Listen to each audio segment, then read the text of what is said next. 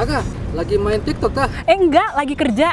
Ada apa sih dengan White House? TikTok berpotensi dilarang di Amerika Serikat. Pekan lalu, Presiden Amerika Serikat Joe Biden menandatangani sebuah RUU yang mencakup kemungkinan itu. Larangan ini berakar dari Amerika Serikat yang khawatir data warganya bisa jatuh ke tangan pemerintah Cina.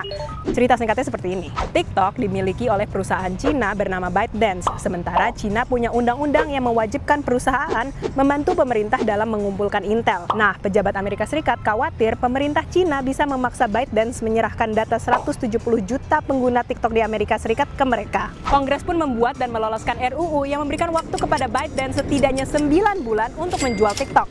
Kalau tidak, TikTok akan dilarang di Amerika Serikat. RUU itu pun sudah menjadi undang-undang karena sekarang sudah ditandatanganin oleh Presiden Biden. Sementara CEO TikTok bilang perusahaannya tidak akan mundur dan akan memperjuangkan hak penggunanya di Amerika Serikat di pengadilan. Hak pengguna yang dimaksud di sini adalah kebebasan berpendapat yang dilindungi oleh Konstitusi Amerika Serikat.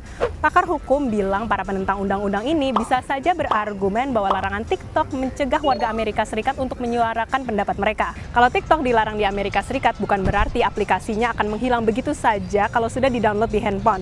Tapi TikTok akan menghilang dari App Store dan aplikasi tersebut tidak bisa mengirimkan update ataupun membetulkan bugs. Amerika Serikat sendiri sudah melarang aplikasi TikTok di HP kantor pemerintahan karena takut bisa dimata-matain. Dan sekarang jubir Gedung Putih bilang bahwa penjualan TikTok itu memungkinkan dan mereka yakin ada investor Amerika yang tertarik dan ingin beli TikTok. Larangan TikTok ini pun menuai pro dan kontra dari warga Amerika Serikat sendiri. Ada yang bilang kalau larangan TikTok itu bisa membuat mereka kehilangan bisnis mereka dan ada juga yang bilang bahwa TikTok itu penuh misinformasi yang membahayakan anak muda.